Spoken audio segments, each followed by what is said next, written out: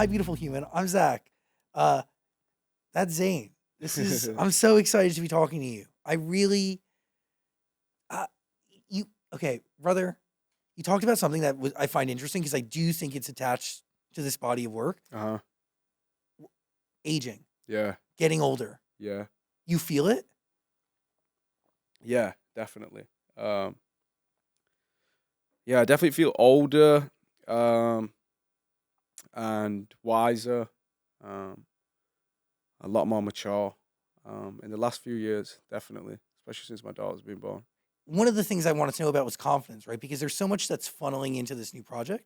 Hmm. It's very much an exploration of where you come from, who you are today, and very much where you're going. Uh-huh. And there's also a different look into your heritage Yeah.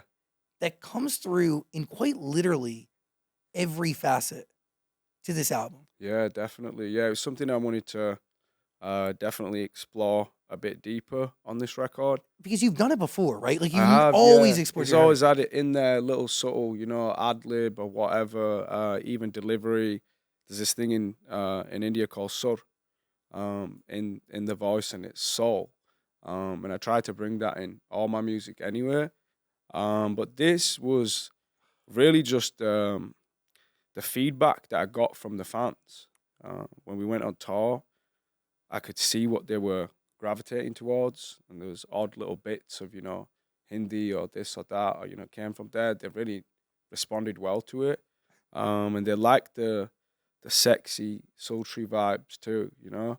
So I was like, I want to create something in that space where it's definitely got the cultural influence, but it's still got that R&B like sexy thing going on too. How does that make you feel when you see people respond to your culture in that way? It's amazing. It makes me again look at my job like I've got a purpose. Like it's bigger than my job. I'm educating people about where I come from in the world. It's not just about the music. It's about education. Back to confidence. Does it take confidence to explore where you've come from in such a deeply different way than you have before? The confidence is a progression thing anyway. In life, I feel like if you're doing something for a certain amount of time, you can build confidence there through experience. Mm. Um, so yeah, I guess it's that. But really, when I'm thinking about it and I'm wanting to put it in there, it's more at this point like understanding what sets me apart from everybody else, in the chart, and wanting to stand out in that way too and show that it's just a Zayn song, because it's my culture, and I'm literally half Pakistani. Originally, yeah, it all comes from there, and it's a fucking cool thing, to be able to represent that and educate people. I feel like so many people like live in fear of things that they don't understand. And if I can help explain our culture and where we come from in the world to people, that feels like a good thing. Yeah. Let's just talk about one of the songs on the album. Uh-huh. You kick everything off with Nusrat, and that is about a legend, an icon. Yeah. So Like he is a huge part of Pakistani culture. Yeah. Do you know Nusrat? Yeah, of course. Yeah. So I obviously was exposed to Nusrat real young. My dad would play a lot of his music, and yeah, he's Pakistani. And he's just got an incredible voice. And the style of music that he does is very um, hypnotic, almost. You kind of get into this place of meditating with this guy's voice, and it's like an out of body experience. When was the first time you experienced that? I think the first time I actually heard his voice, I was probably real young, so I don't remember the exact time. But he's always been there in my life, weddings, parties, whatever. It's being played in the background. Yeah. Can you explain like his importance though culturally to somebody who wouldn't know who he is? But like Jeff Buckley's a huge fan of He his. is, yeah, and that was real interesting to me when I found that out. Somebody actually explained it to me when I was about 24. I was singing, playing guitar, and this older guy came over to me, and he was like, I think he was in his 60s, and he was like, "You remind me of Jeff Buckley."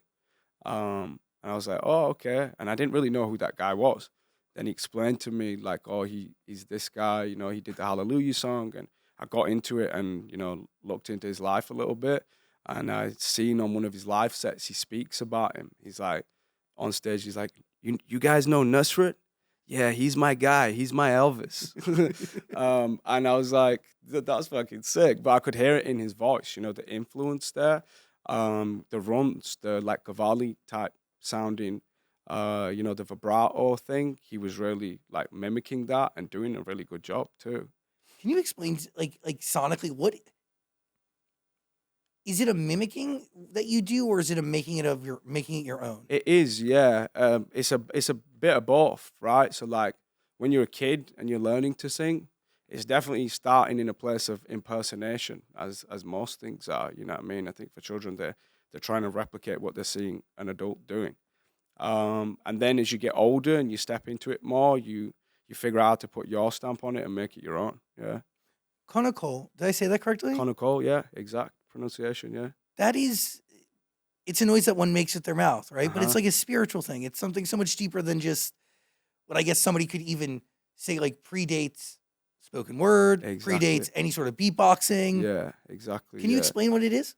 It is the act of creating a percussive sound with the voice. So like a drum sound, kind of, you know? So it's rhythmic sounds, yeah.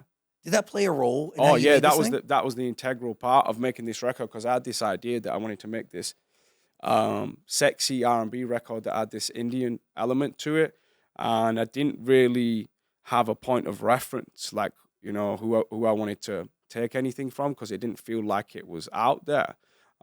So when we got in the studio, I was trying to explain it to Malay. And Malay was like, "Do you just want to go in the booth and kind of like freestyle?" And I was like, "Yeah, let's do that." So got in and started making some of them early sounds that are on the beginning of Nusrat, the dum dama dama da da dama dama da da, that sound, and then built the track based around my voice. Yeah, and then when we had the track, then wrote over the top of that. Yeah. Is that how you end up making all these songs? For the most part, there is one song that's been around for like 7 years. Yeah, The a last lot of one on the them, album. except for the ones that have been there for a minute. You know, if they've come from outside party and I didn't write it, then obviously it didn't have that intention. But yeah, all the songs that I wrote on this record, yeah, we did like that. You mentioned like this idea of like looking to see where you fit in the marketplace, right? Mhm. Or like on the chart, however you want to put it. Is there like a freeing, any part of you that's like like feels like a relief knowing that your culture has lent itself to you paving your own path within a really kind of like competitive and pretty busy sonic landscape? It is a very competitive market now. We were talking about it the other day. Like somebody asked me, like, what do you think's changed the most about the industry? And it's the fact that it's increasingly competitive now, because people can, you know, not even be affiliated with a record label or any sort of big company, and they could just have the talent and put something out on SoundCloud and still be really successful. So there's a lot of music, you know, out there, and if you can have something that's unique to you, it's always a good thing, I think. Yeah. Like even to go to the booth and not have any sort of like, when somebody goes like, what are your inspirations or what are your like sonic like comps or whatever you want to call it, right? hmm I guess most people go in and they go like, I want to do something that sounds like this. Yeah. Yeah, definitely. And That puts that's you in a what was really box. interesting about this record. You know, we didn't have that like reference point really. No, your reference point was quite literally Just going and make you, the your reference DNA, point. where you've come from. Yeah. Nusrat is the anchor of this album, correct? It's the intro. Yeah. But like kind of the sonic reference point to He is. everything. Yeah, yeah, for sure. Yeah. But then why does Die For Me need to be on it? Because that song's been around, right? Like, was that like Under the Stairs era? It might have been a bit before that. That's crazy. Yeah. So why did that fit this story? I had it there and I always liked the song. And it felt like a big like radio song. It's a great record. Yeah. It didn't do the numbers that I expected because I didn't do enough promo. So here we are. What else is But new? yeah, the song's great, and I lived with it for a minute, and it never really left my mind. So I wanted to lead with a bang, and it felt like it was a standalone song, kind of. to kick the album off. It didn't tie in thematically with everything else, but it felt like it was still a good song. Yeah. How, by the way, great record. Timeless because, dude, it still sounds super present and very today, even though it's 7, 8 years old. I mean, whoa. Yeah. Stands the test of time. Also, too, promo sucks, no?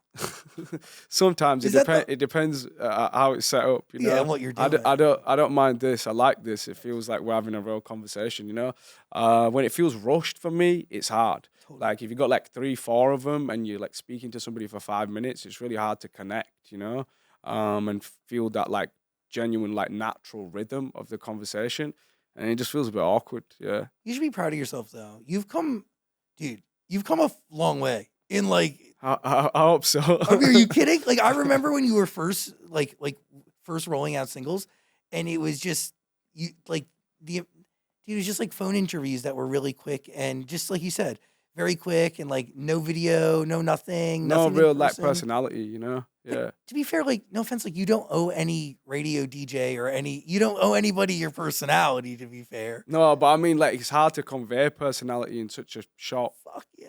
Period of time, you know. Yeah, it's 6 minutes. Yeah, and it's dude. It's like a blind date, speed dating. You know what I mean? Okay, can we talk about the people you made this album with? Speaking of speed dating, because did any of this feel? I mean, people are obviously coming to your farm, so they're coming to you.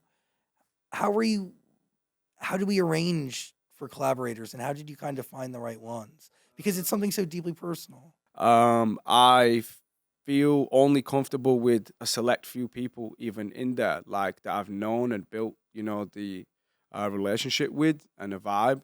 I'm not the type of person who has like 15, 20 people in the studio. So when I was thinking of making this record, I had an idea and I was like, I think Malay's the guy to bring back in, you know. We got on. So he was the only guy that came out and it was just me and him. Yeah. And he's on like 10 of the 15 records. He is, yeah. So we did pretty much the whole body of work between the two of us and another writer called Mickey Echo. Yeah, Mickey Echo, icon. Yeah. So can you break down though, like, because you play 5 songs at the Vegas residency, correct? Yeah. Were there did you have the full album done at that time? Yeah, it was finished, yeah. Really? Yeah, I was ready to go months ago, yeah. I was like, let's whack it out, but that's not how business works, right? There's a whole rollout and a plan, yeah. You got a plan. That's it. You can't always be impulsive. Yeah.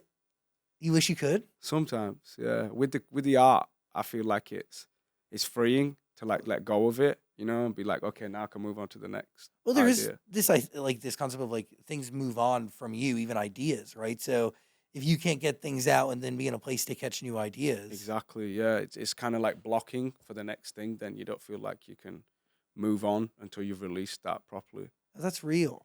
Yeah. So at what point do you feel like you've released it properly? When the world hears it. So it's not after it's toured, it's after it's actually when out. They've heard it, yeah, when they've heard the songs. But there was that element, obviously, you know, in like let's let them listen to it before it's out, because it's just interesting. Let's see what they're gravitating towards, you know, even in a gig environment, like what's making a move, what they're feeling. Then you can take some lead from that anywhere. Like if you're struggling on, you know, what's going to be a single, they can literally tell you. So what did the Vegas residency teach you? That Fatal is a banger. Real. Yeah, and I wasn't really. Fatal is so good. It's one of my favorite songs. I wasn't even really expecting that, I'll be honest. Like there was some songs that I thought they were gonna like a lot more, and I didn't think Fatal would be up there, but people really liked it. It hits. Yeah. It's a strong dude. It's fantastic. Everyone were dancing and, you know, getting down properly at the gig. So dude, it's a bit different because usually my music's quite like emotional, you know, like stoic. So it doesn't really give people this this opportunity to enjoy themselves, but that song does, yeah. But I gotta say, like, what you've done very well in this is that it still has that. The lyrics are still stoic.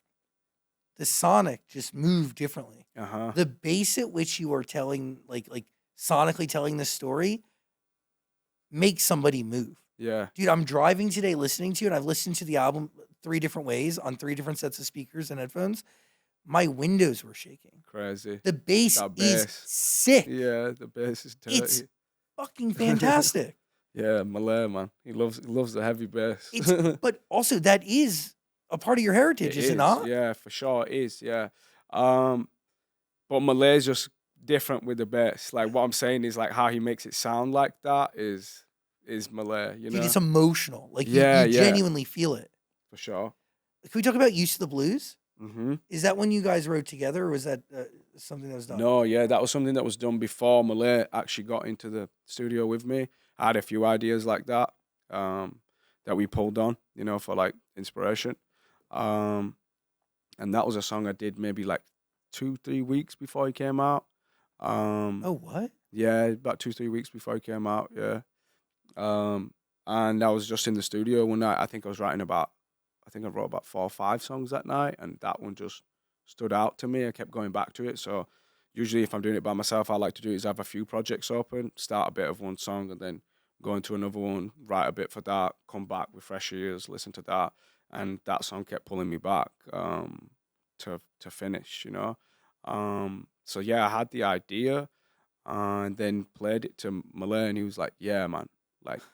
Let me sort out the production on this, but yeah, like I liked the idea. He liked it straight away. Wait, can you break down exactly how you work? So, like, when you say you have 4 or 5 songs going at once, how much of each song do you have, and like, how do you know to move on to another song? Like, Just like say, if I've got like a reference point there, whether it's a click or drum or whatever, so I'll just write bits of songs and come up with melodies and stuff, and then that'll be my key, and I'll go from there. So yeah, when I decide to stop and go to another one, is like if I feel like I'm thinking too much about it and I'm overthinking, I'm like, okay, let's leave this, let's refresh the palette and come back with fresh ears. So then I go work on a rap song, you know what I mean? Completely different. And then come back to that. And when I listen to it after doing that, it sounds different. And then I'll get an idea.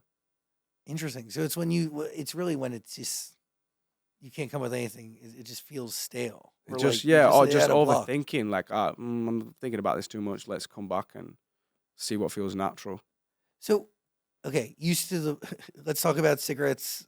Don't hit like they used to. Hmm. One scary realization, Yeah, right? That's terrifying. for sure. Yeah. I'm It's like, basically saying I've become a chain smoker. yeah, dude, I feel it. I feel it, and I relate, dude. I'm right there. I hit my weed vape all day, Yeah. but it's very terrifying when like that, like what you saw in it to begin with, isn't on the other side. No, yeah. And I think there's a double meaning behind it too. The cigarette don't hit like it used to. Like life don't hit the same way, you know? Um it's not just the cigarette that I'm talking about. It's symbolic of things that change, And used to the blues is the reason, that things change. Because you're in this place of, figuring things out, feeling certain emotions. Usually the most powerful emotions are the negative ones, and they can change your view and perspective on things. Dude, I'm blanking on it right now, but I have it in my notes somewhere. But there's a lyric about how you can't when you can't lie when you fight. What song is that on? Lie when I fight. Hold on. Of course, I would give my I don't know if phone that's a away for the specific first lyric, but time. I think I know what you're talking about. What is the song? Side effects maybe. Yeah, and there's also they say I'm broken. That's an understatement. Yeah, I yeah. do want to know who's the they in that situation. People with an opinion. Anybody? Anybody. Yeah. Is that what you're? I mean, is that what you're channeling in the moment? That song, I didn't write that song. So So you're yeah. interesting. Is So it weird when you hear a song when that I directly heard it, I relates? related to it. Yeah, and I was like, okay, this makes sense. They get you. Yeah, definitely, and that's why I'll be honest with you. When I listened to it back at first, I was like, this might be a bit too close to the bone. You know what I mean? Like maybe we're a bit being too honest here, but that's the shit that's the most important shit to put out. Like that's when you're really gonna connect if you believe it yourself and understand it. Is it? Can you describe that feeling when you're listening to a song that you Because there's didn't? beautiful sentiment to that song also, you know what I mean? It's like, even though sometimes we're going to be down, sometimes we're going to be up too. I'm not Totally. always going to be perfect, but I'm trying, and that's what I liked about it. It's this human aspect. We're not all perfect, we're flawed, and that's what makes us who we are. It's true. And by the way, everyone has opinions on everybody. Exactly, yeah. It's a terrible thing. You can't keep everybody happy. Who do you prioritize in the scale of happy, on the list of who you keep happy? Right now? Yeah. Who do you think?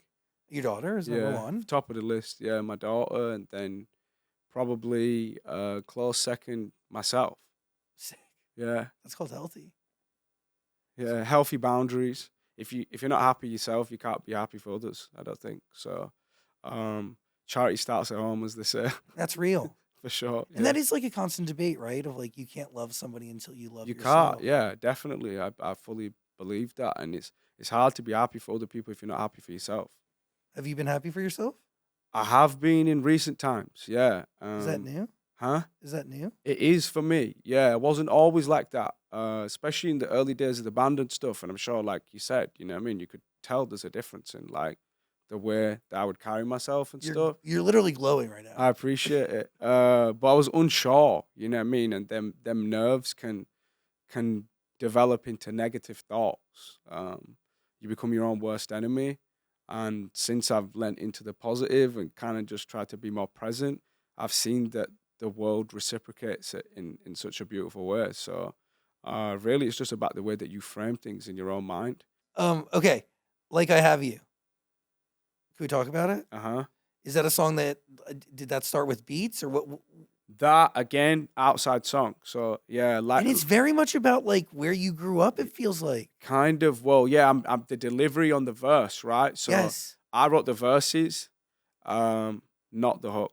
Yeah. That's cool, though. Yeah. Wait, so did you get the hook and then you were inspired to write the verses? Yeah, that song came through a person that Malay worked with, like a writer that he'd had in a session like a few months before, and he just played it to me. He's like, "What do you think of this song?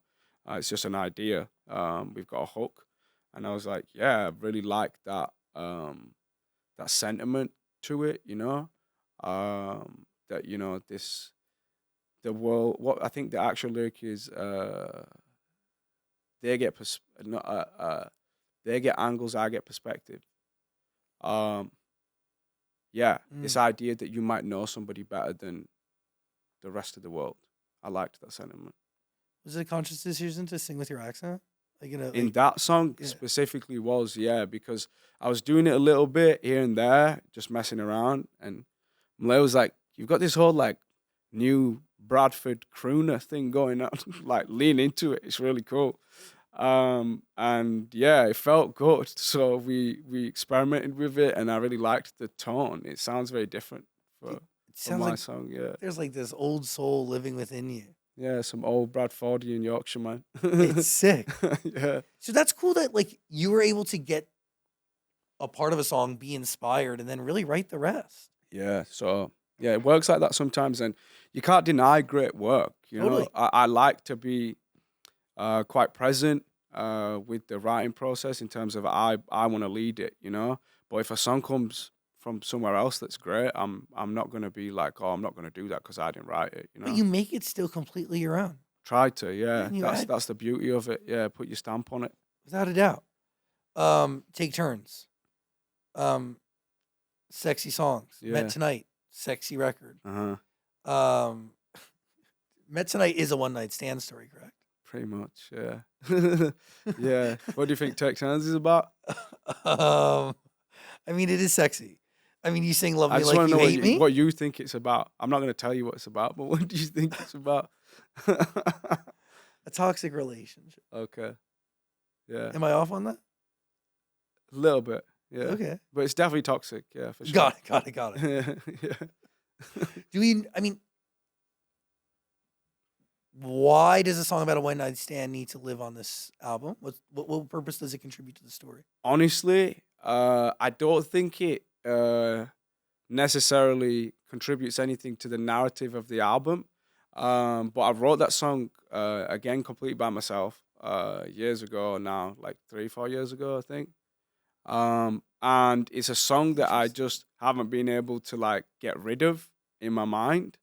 I always, like, listen to it, and I play it to a few people, and they're like, "When is this song coming out?"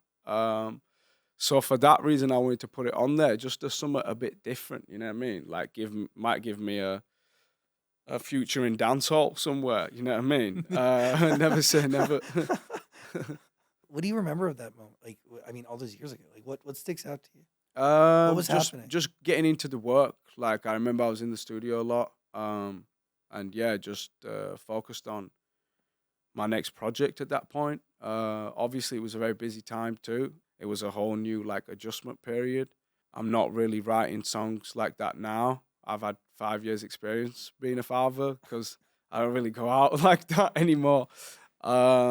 Yeah, become a bit of a homebody since then. And not that I haven't always been anyway, but I've lent into it even more. By the way, I want to go back to Nusrat for a second. Are you Mhm. talking, like, it sounds like you are talking about Khai on that record. Is that correct? In Nusrat? Yeah. Or am I really off? No, I don't think I'm talking Definitely about Kai in off. that song. What are you no. talking about? Who are Uh, you talking about? I'm talking about a lot of things. It's kind of introspective, conscious place I'm coming from, trying to like evaluate, my career, um, where I've been in terms of my life, relationship wise, and what I've learned through that. Yeah, Why was that the right song to start everything with? because I've recapped a lot of things at this point, and I look at things differently now. And I think it's good to do that in order to move on from things.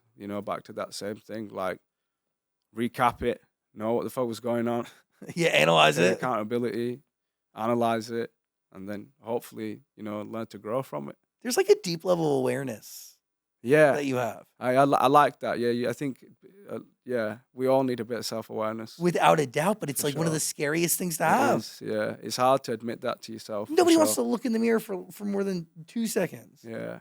No, I definitely try to do a lot of work on myself for sure. What inspires that? Or what's the reasoning? I guess just progression. I'm a Capricorn, so I'm slow and steady. Trying to get to a goal, and I just keep moving towards whatever that is. If it's scary, it's usually beneficial. I find that too. How many goals are you working towards simultaneously? Few. Yeah, I'm trying to get really good with my Warhammer again. I don't know if you know what that is, but you don't know that like the miniature figurines that you paint. Wait. Uh, Say it again. What is it called? Warhammer.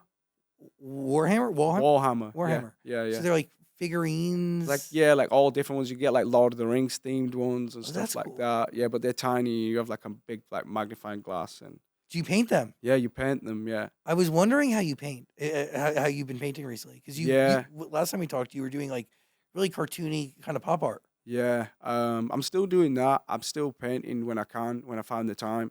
It's hard, When I'm at home now, I'm in full dad mode. Totally. But when Kai's not there, yeah, I've been like back into my hobbies a little bit. Painting figurines. Yeah, because it's a complete contrast, when she's not there to when she is. So I have a bit of time to sit and do things. Yeah. Can you explain to me the patience that's involved in like really crazy, right? Yeah, it's insane. Yeah, I sometimes sitting there at night time, like, if anyone could see me right now, they just think I was a nut job. You know what I mean? Sitting here with a massive magnifying glass, taking 3 hours to do one line. Yeah. What do you learn about? I mean, dude, you prove something to yourself by accomplishing that. No? Yeah, it teaches you patience for sure. And sometimes things are gonna fuck up and mess up, but you can't, let it deter you from doing it. How did you? Who brought that hobby into your life? How'd you find that? I think there was a kid on my street when I was growing up that had a lot of them, and I couldn't afford them because they were too expensive, the pants and everything. So like he would give me an odd one, to do, and I would spend a lot of time just doing one tiny little thing. So yeah, it kind of developed from there. I've always been into comic books and fantasy type things anyway. So it really leans into that interest that I've got there, and it's just fun to do, I guess. Okay, I can relate to this, but how much of it is derived off of things that you couldn't afford when you were a kid, but you really wanted more than anything, and now they've almost become a part of your identity to a certain degree. Definitely, there's a lot of that. I have a lot more toys than I think a 33-year-old man should have. Bro, you should. But proudly, you know, because yeah, like you said, I couldn't get them things when I was a kid, so it means a lot to me that I can get a certain toy that I couldn't get when I was a kid. Yeah, The things I collect are ridiculous. Like to a normal person, they'd be like, "What in the fuck? Why do you have do it? this?" Yeah, but you And probably just wanted it as a kid, right? without a doubt, Yeah. I'm literally healing wounds that I had as a child. And like every time I go to Disneyland, every time I go to Disney World, every Yeah. time I'm just healing something. That's it. Yeah, just speaking to that inner child that didn't get to do them things for sure. Amazing. Also, like, just like, let's take a second. How cool is it that you went from not being able to afford these little figurines to like, you can buy as many, you have no limit. Dude. You can get a few now. You can get it, yeah, you think? Yeah, it feels good. I'm not gonna lie. How many you got? What Warhammer? Yeah. Too many. Like finished? I've got a lot of finished ones. Really? Yeah. Like, are we talking like 100? Like maybe 30, 40. Okay, that's pretty good. Yeah. And you have more on your list. Yeah. I'm working on one at the minute. I'm doing an elephant from Lord of the Rings. That's so cool. Yeah, but I've decided to paint it blue instead. I l- I don't stick to the colors either. I do my own. I liked. Yeah, Interesting. I don't use the instruction manual. Yeah. So do you? Okay. So this is one question I do always wonder about. Like even people who paint. Do you see what you're painting, or do you just paint? I definitely have some sort of vision, and it helps. Like, learn definitely through like spray painting that to have like some sort of idea prepped before that you've drawn a few times Got it. is definitely gonna make the end product way better. So it just really depends how I'm feeling. If I'm doing, you know, more of an abstract type painting, then I'll just start putting color on. You know, determine or dependent on emotion, and then go from there. Like how I'm feeling that day. If I'm feeling happy, I might use extra yellows and pinks and bright colors. If I'm feeling, you know, a bit contemplative, I'll use the deeper, darker colors, you know, purples, blues, that kind of thing, and then try to create shape out of that. Do you paint in all moods, or do you paint to get out of a mood? I think it's important to paint in all moods, whatever mood you're in. You're still going to convey some level of emotion, and if it's genuine, you can, in a way, release it too. You know what I mean? Get rid of it. Yeah. Totally. Do you ever enter flow state? Like meaning like, do you consciously think about the things you write, or is it just subconscious? Like it just happens. Yeah, I definitely consciously think of things, and you know, think of concepts and ways for people to relate with what I'm talking about. For me, I sound like a complete hypocrite after, you know, doing this record, because a lot of it is about sex and you know, relationships, that I tried to not always make it about that, you know, make it self-reflective, and you know, it doesn't always have to be about a relationship, I guess.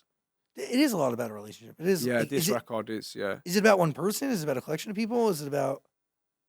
it's just ambiguous, I guess, in that sense. It's not specifically directed to any one person. It's just an experience, and I'm hoping that people, you know, have had similar experiences themselves in whatever person that is directed to.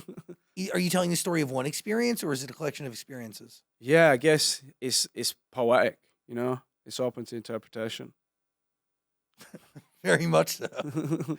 Yeah, to say the least, dude. Yeah. Hello, beautiful human. It makes me happy that this interview that you're watching, that you're taking part in, is made possible by one of my favorite stores, Ross. Come on, go to Ross. It's spring, and every spring you want to refresh your closet, don't you? Ross has you covered without breaking the bank. You're not going to stress, and you're going to get all the looks that you desire, all the designer pieces that you need, that you crave. And you're going to do it. You're going to do it and save in a serious manner. This is not a drill. This is real life. 20 to 60% off other retailers' prices only at Ross, my friends. I go whenever I'm craving a new, literally anything, from a t-shirt to my no-shoe socks to a new pair of pants to new patio pillows. I just got new patio pillows. I've turned into a patio guy. I've been like trying to get the perfect patio, and it's happening. It's slowly happening because of Ross. From my patio to my closet, Ross has me covered. So try it out. And remember, at Ross, you don't just shop, you work your magic. Find your nearest Ross at rossstores.com. What was the hardest song to get right on this album? It didn't feel difficult, you know, like making this record. I went on tour.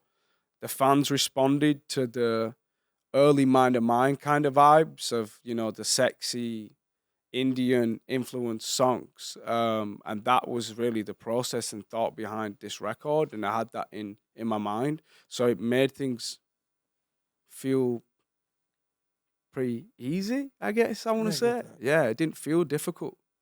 But that's where I go back to like subconscious and conscious, right? Like you're not like you're always thinking about what you're writing as you're writing it. You never just like look up from the lyrics and then have to connect the story you're trying to tell.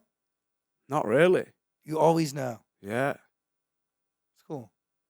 No, just it's interesting because like for something that feels so effortless, you know? Yeah. It's cathartic, man. Like, so what do you what do you know that what do you plan on bringing with you moving forward to every album you make now? What am I bringing with me moving forward? What have you learned from this body of work that you plan on adapting to everything else you do? Practice makes perfect. Explain that. And yeah, huh? Explain that. The more you do something, the better you get it. And I've done this for a decent amount of time now, so I feel like I'm getting like to a good place of understanding in terms of what it is that is me and what's my identity and what makes it a Zayn song. And that's all I ultimately want to achieve, really, is like create something that's solely just mine. Which, again, like it goes back to who you are as a person and where your family's from and who you are. It's your culture. It's your identity. Yeah. It's very cool. Can we, by the way, you are going on tour. Mm-hmm. It's a bigger tour than usual. Yeah. Is any part of that a little nerve-wracking? A little bit, yeah, because obviously I don't have experience doing that as a solo artist, like to that degree yet. But you know, with the shows we have done and the Stairway to the Sky tour, and then the 7 shows in Vegas that we did just recently, it seems to be slotting in place now. Like I feel comfortable on the stage. I feel confident, and I'm enjoying myself. So that's just the tip of the iceberg. There might be even more dates added, like afterwards. Yeah. So wait, hold on. What changes in life that like now we're gonna like? Is it new boundaries? What is it? Have you reset boundaries or? No, I haven't reset boundaries. I'm just looking at things differently. And towards like, I know I wasn't on stage for 6 years, but towards the end part of that, like maybe the 4th year, like I was ready to get back on stage around that time anyway. I was missing it. And then, yeah, like since Khai's been in my life, I know I keep saying this a lot, it just made me want to show her like what I do. I've been on stage a lot, you know, before she was born, but she never got to really see her dad do his job, like, you know, how properly. sick is that? So yeah, it's amazing. So I want to do it for her. I don't want to be the parent that's like, do this, do that, always believe in your dreams, don't let your anxiety stop you, right? And then I'm doing that myself. It makes me a hypocrite. So I'd rather lead by example. What do you learn from her, though? What have I learned from her? That life is fucking beautiful. And the way that she looks at things and experiences things for the first time, that's really priceless. She's full of love, you know? And I didn't feel like I was for a very long time. So she's opened my eyes to that, like, and brought that love back for me. How do you know you didn't have love or wasn't? Because I just wasn't enjoying things anymore. Like, it could be the most amazing thing on the planet, and I just wasn't fazed by it at all. I just wasn't enjoying things, you know? But now I am, like, and I can tell a difference. There's a big difference. So do you remember the moment you stopped enjoying things? Probably early 20s, yeah. Was there something in particular that you're like... I don't know if it was something in particular. I don't know if it was the age. I feel like a lot of people in the early 20s, you know, they're trying to figure out who they are, going through things. Mine was obviously elevated because of the platform and the eyes that were on us. So, yeah, I guess it was just that early 20s kind of like keep myself away from this, withdrawn kind of vibe. And, yeah, I wasn't enjoying anything. The enthusiasm had gone a little bit. Do you Yeah, remember the moment you felt enjoyment again? yeah. After Khai was born, yeah. Was it in that very moment? I think it was when I seen her the first time was an amazing thing. You know, when she was born and I held her in my hands, it just felt like wow, like all my shit doesn't really mean anything. It's so insignificant. Look at what life is. You know, if you believe in God, look what God has created here and given me. And yeah, I just stopped looking at things negatively and was like, I just want to be happy for this other human being and be a good role model for her. Yeah. Isn't that a crazy thing? Yeah, it's insane. Are you scared of losing that? I'm scared of getting older. I'll be honest. Yeah. Really? But do you feel Uh, like getting older comes with losing enjoyment? no, not her losing enjoyment. I'm scared of her getting older because then Oh. I'm thinking my purpose will diminish again. You know, maybe she might not need me as much, and that's kind of scary to think about. So, how much of your lack of enjoyment came from Not to a lacking? full degree. Obviously, she will still need me, but I'm saying, you know, when No. we become adults, we go down our own path, and Yeah, dude. yeah. There's gonna be like there's gonna be a bunch of moments that like start with like the moment where she's like, I don't want to trick or treat with you anymore, and I want to go like trick or treat with my friends, or like Exactly, yeah. go do something that you would always do with her, and it's And then I'm now like, like, okay, well, I'll just go paint Warhammer now. yeah, it's your job to drop her off and then pick her up when she That's sends it. a text. Yeah. But how much of that lack of purpose or feeling that you didn't have purpose do you feel like correlates to lack of enjoyment? It's an interesting question. The lack of purpose relates to the lack of enjoyment, for sure. Yeah, definitely. If you don't feel like you have purpose, it's kind of hard to put value on things. What's the point? Is the kind of attitude. You know what I mean? So yeah, you need to have a purpose and you need to have a reason that you're doing things. I believe in order to enjoy them things. Yeah. It's, oh, it's so true. By the way, the tats are beautiful. What's Thank the you. most recent one we've gotten? Today I got one. You got one today? Yeah, this says Drew. Wait, what? I got this for Drew Barrymore Of course you on did. on live TV, but it's pre-recorded. But yeah, That's cool. Did she Yeah. do it or did who she drew it? got my name's meaning in Arabic, which is grace. Yeah. That's beautiful. So Even though your we had name means we had grace. a bonding moment, huh? Well, even though your name means grace, is there a moment where you realize you actually gave yourself grace? It was so funny because I actually said earlier today when I found that out because in Urdu, my name means beauty, and I didn't know the Arabic meaning, and I just made a joke. Like he was like, "Oh, your name means grace in Arabic," and I was like, "Well, that's perfect, right?" Because I just give myself so much grace, and I was being massively sarcastic. You know, I'm definitely my own worst enemy, but I feel like it drives me to do things and pushes me to push myself further in whatever I'm doing. What's the last thing you had to push yourself to do? The last thing I had to push myself to do, it's an interesting question. At this point, I don't feel like there's a need to push. I feel real content. Like I still want to further myself in my ability, like vocal ability and writing ability. So I push to and strive to get better there. But in terms of like what's been difficult and I've had to push myself through, it doesn't feel like that anymore. I don't feel like I'm dragging a weight, you know? So, is there another song like we talked about Nusrat starting with you essentially just really essentially spiritually freestyling a bass into the microphone? Are there any other songs that start in that Konnakol way? 'Cause Yeah, betting folks. really, Got some that vibe going on, yeah, for sure. what starts it? Can you kind of like recreate it for me? No, not off the top of my brain right this You're second. literally like fuck off. You can tell me to fuck off. It's No, much I'm not gonna better. tell you to fuck off. Wait, betting folk. Oh, so good. And the beat is really. It's like the Cavalli type of runs, you know. Dude, I'd have to have the key and stuff to do it properly, but yeah, it's got that Pakistani Cavalli sound to it, Sufi sound as well that they call it. dude, it's so loose and it's groovy. Oh, you got to listen to the album. It's waiting for you. We're gonna put a link below. It's on Amazon Music, obviously, and all of Zayn's music is there too. Just waiting for you. Blooming. Is it dying or blooming? How does one know? Again, great sentiment to that song. Yeah, when one door opens, one door closes, another opens, right? Real. So it's figuring out again that reframing thing in your mind. Like, are you looking at it as if it's a death, or are you looking at it as if there's growth? That's what that song's about. Yeah, I try to remind myself things don't happen to you, but for you, right? that's why it's a question: is it dying or is it blooming? Like, there's no definitive answer there. It's a question, And only time really can tell. or only you can, depending on what place you're in. That's real. Do you Yeah. write that about one specific situation?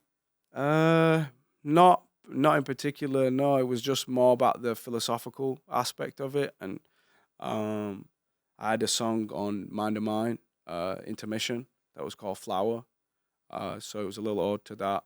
Obviously, the song's called Blooming. So it is connected to another song. Kind of, yeah. To Mind of Mine, like the sentiments Yeah. there. Breathe is kind of like that for Sweat. Dude, I was hearing these I'd listen to songs. I feel like there's a part they were a part of another project. Like they felt like a continuation of other songs. Yeah, like a from an brother album or song two or ago. a sister song or Yes, whatever. Yeah, I get that. 100%. Yeah, for sure.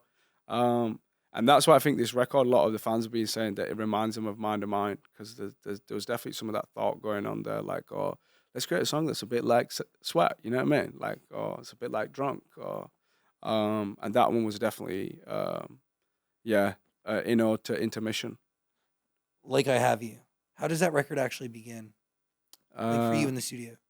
That's an outside song too. Really? Yeah, So yeah. it came with the sample and everything. It's the same person who wrote the other one that we were talking about. The one that you kind of finished. Yeah, exactly. Did But you add anything to this one? this song, no, I didn't add anything. I just liked it. I added the Bradford vibe, on the verse and shit. But yeah, no, I didn't write anything for that song. So, Again, I related to it. I liked the concept of the song. Conscious decision to add your accent in there. Yeah, to add my accent. Yeah, because we were leaning into that. Like, it's not something I've done a lot of. And I wanted, more of a custom Zayn stamp. There's not too many people that are singing in the industry with a Bradford accent. So thought it gave it something interesting for people to listen to. It's also a cool way to represent where you grew up. Definitely, and put Bradford on the map a little bit. Yeah. And by the way, it's a place that matters. Huh? It's a place that matters. It is relevant. And Yeah, there's so much for art sure. that flows To through me, there. it's my home. So it'll always matter to me. But what you're saying, There's art that flows through there, isn't yeah, there? there's all kinds of creative people there. Yeah, amazing painters, prolific writers, singers. They just don't get enough clout. People don't really look at Bradford too much. It's true. Where do people look in London for talent, you feel? In England, Yeah. London. London, Yeah. right. Yeah. Yeah, I said in London. Yeah, shit. They That's look in fucked. London. Yeah, That's it's so down bad. south. They ain't looking up north. Yeah.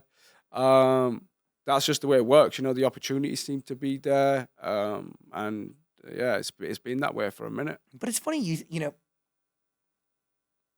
when you think of where people where talent comes out of, there's less people showing up for a desire to be on an X Factor or a reality show today than ever before. I'm sure. Yeah. Because the earlier conversation we were having, music is democratized as fuck, right? So in a world where you can just do whatever you need to do and get your music out there, or busk and get out there, literally live stream busking is why one of my go through favorite that things whole to watch. process, right? Like, if you can get there quicker, they can get there quicker. So it makes sense. Yeah. The age in which all those things had the most muscle and the most power. It's so weird to say, but it's almost come and gone. Yeah. We've moved on from that time now. Yeah. Breathe. That song. Is Is that a reminder song? Reminder. To breathe? Oh, to breathe. To take a chill pill? Definitely. Or am I yeah. reading the story There's totally definitely wrong? that element to it. Yeah, it wasn't my first sentiment. Yeah, in it's that a little song. sexy too. So much of this is derived from a sexy place, but the lyrics have more depth. More than- depth to them, yeah. Because I didn't want to just write a sex song that was vulgar, or cheap. I still always want to have a bit of class with what I'm talking about, and trying to be ambiguous and poetic with it. I feel like elevates the class level a little bit. Is Breathe the one where there's a lyric about being on your back? I think so. Yeah. Yeah, it is. Yeah. And I was like, is that a sexual thing, or is it being on your back more like you're fighting and they've kicked your ass? Yeah, double Entendre. entendres. Yeah, it could be on my back, or I could be on my back, emotionally, philosophically. Yeah. How'd you know the album was done? At the end of like the 2 weeks, it kind of felt like it was done. Even before we'd mixed it or mastered it. Did you give yourself 2 weeks to get this done? Not really, no. I just asked Malay to come out, and within like 14 days, we felt like the record was done. Yeah, it wasn't like planned beforehand. It was like just come out, however long it takes, it takes. And it took 2 weeks. It took 2 weeks, yeah. Did that surprise you? Yeah, it did. But I think it was a combination of different things. Obviously, back to what I said before, like I had this clear vision after getting off tour of what I wanted to do, and also the element of me and Malay not working together for so long. I think we both just like relinked and was like, yo, I've got so many ideas, let's do this, you know what I mean? And that anticipation and build up from being away for so long just kind of accelerated it when we were together then. You mentioned tour a little bit again as we get ready to go into this new tour, and Khai is a motivation for it all, but what are the boundaries you're setting to make sure you can get through it? Honestly, the thing that I've learned at this point is when I was younger, the reason a lot of the graft, shall we say, the hard lifting, the performances and stuff like that, they were difficult when there were so many, is because of the lifestyle I was living. You know what I mean? I'm out partying till God knows what time, and then you physically couldn't do it. Exhausted, could go out and do a matinee show at 12 o'clock the next day when you've been drinking till what time in the morning. It's not fun. But now I'm older, I don't do that anymore. Like I do the show and I go home and I go to sleep, and I wake up in the morning and I'm refreshed and I've got the energy to go do what I want to do. It's real simple, you know what I mean? Like just take care of myself, just self-care, yeah. Isn't that like an amazing thing that you realize now that you're just give yourself 30? some love, like give yourself a chance to be good, don't make it hard for yourself if you don't need to. Do you feel like you love yourself? At this point, I do, yeah.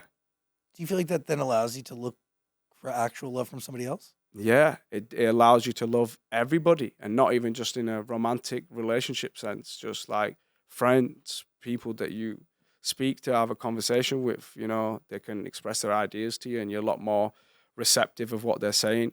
That's beautiful. You actually hear somebody. Exactly, and you don't always have to agree either, Someone can have a completely different opinion to you, and that's fine. We're not all the same. It's cool. Real.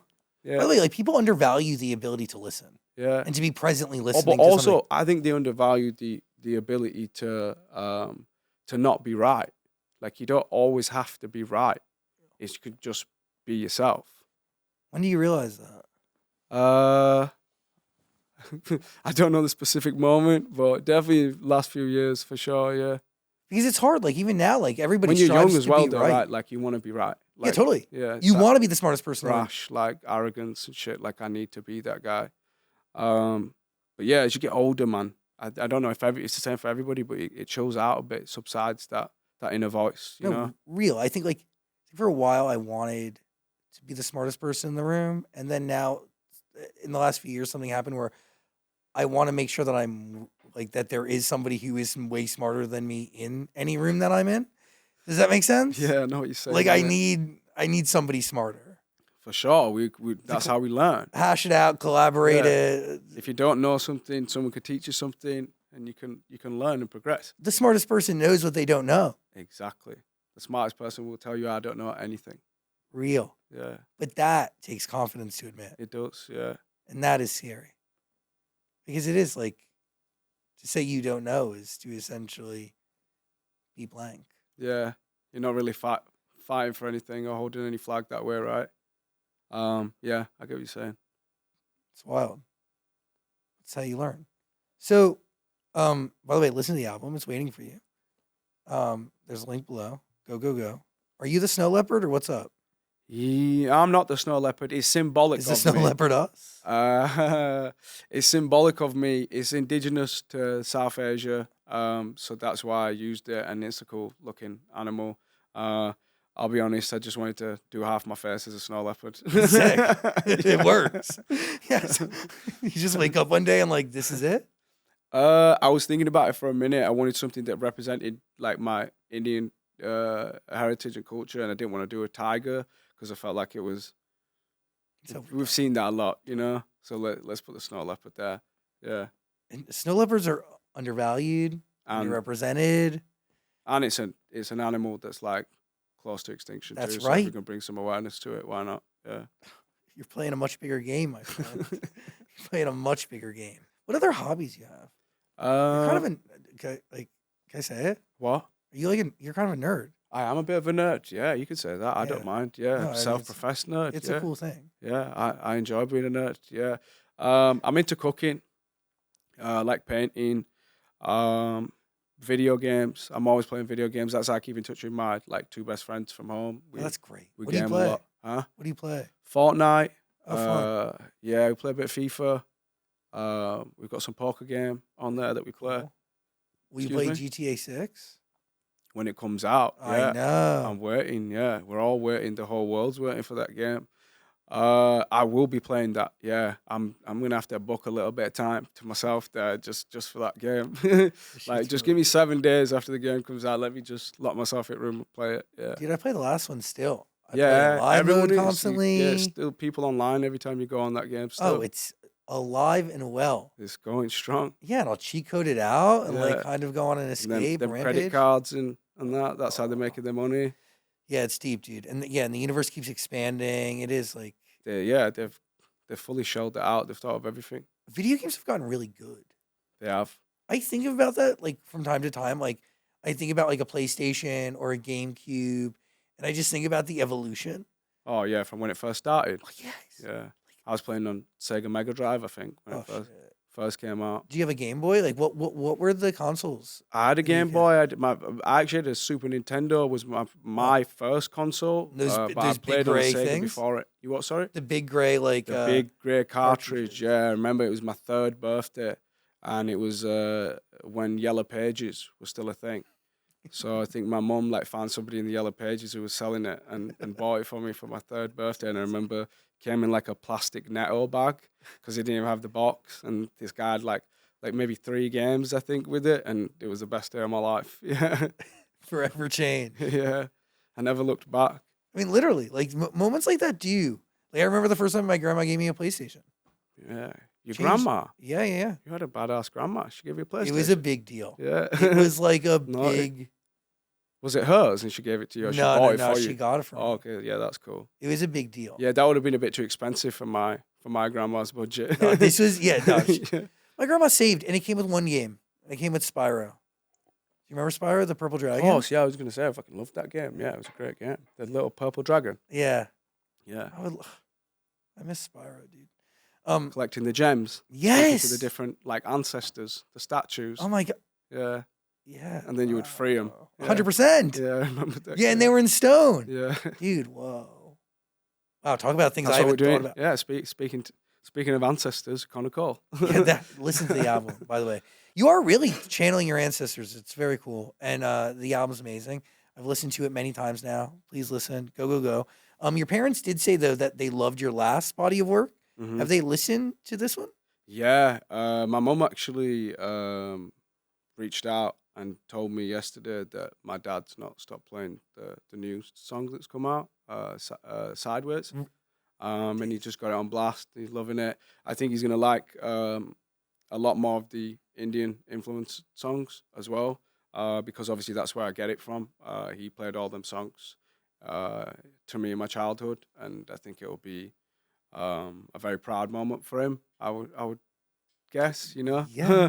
that I'm repping our culture that way. Yeah, so I'm hoping he enjoys it when he hears it all. Yeah. Dude, representing and sharing your culture in a Mhm. very, very I don't very send him special too way. much music beforehand before the songs come out because he tends to play my music really loud, and then the whole street knows the album before it's even come out. So I don't send him it now until it's come out. That's so funny. Yeah. Real quick, music videos. You conceptualize all these yourself, correct? Yeah, a lot of them. Yeah. What part? That has to be fulfilling, right? Yeah, it's fun. Yeah. The visual side of things comes to me pretty early on, like when I'm listening to the song, like if it's finished and we've got like a mastered version, like I had for Die For Me, like yeah, the visuals were always there. Like from the beginning of that, I was like, I want to do something that, you know, represents this struggle, you know, of overcoming things and, you know, things coming at you and how you combat that and how you get better in terms of, you know, when you're reapproaching it. So the videos start coming to you after you listen to the song finished? I think that one did. Yeah, I got a lot of visuals for that straight off because it just felt really epic, like dramatic. The song, it felt like it was going to be a good background to something, you know, atmospheric, fucking crazy, like emotions, you know. That's Yeah, real. dramatics. Do you see it in your head? Huh? Do you see I the did a visuals? bit, yeah. So for that, for Die For Me, the idea that I had was a bit more like risque, shall we say? And I wanted it to be like, you know, in the video you see me go through fire, water, tornado. I wanted to get shot and then get run over and then get back up off the ground and keep walking. This idea of whatever you throw at me will keep going. And I had that concept, and I've worked with Frank and Ivana for a while, so I asked them like, if you guys have got any concepts, send them over, because I just wanted to see if they were thinking the same thing. And the first thing that they sent back was pretty much my idea, but they changed the conflicting part of it to, instead of it being a human interaction, it's me conflicting with the elements of the world. That's cool. Which was a bigger message, and I was like, I like that. It's cool. Yeah, it makes it more approachable for people too. Yeah, it's more generalized that you can Yeah. make it your own. And it is this larger thing of like, dude, we have those sorts of relationships with all aspects of society and the And way we can we be live. poetic about it, you know? Real. Yeah. As opposed to, I mean, you were very granular Yeah. and poignant and Dramatic. Yeah. But do you feel like you were born to make music, or is it something you learned how to do? Definitely learned that, yeah, for sure. A lot of people have said to me, you know, you were just gifted, talented, and I kind of take that as a bit of an insult because I've put a lot of hard work into being the person I am, in terms of my ability as well with the singing and writing, and it's not something that comes easy. It takes a lot of practice, yeah. You talk about being lucky. There's like a statement that you released with your album. You talk about being lucky to be able to make your fifth studio album. Do you feel that genuinely? Like luck? Like how do you Look, define luck? yeah, look, yeah, come on. I was on a talent show with however many, you know, millions of people that auditioned for that, just that in itself, to get through that and, you know, even make it down to the final contestants that were on that show, the probability is insane. So there has to be an element of luck. I don't like to put it all on that, but that's how I feel. I feel like I'm a bit jammy, you know, like it doesn't work out perfectly for every single person. But it seemed to work for me. So there's got to be some element of fate in there too. Totally.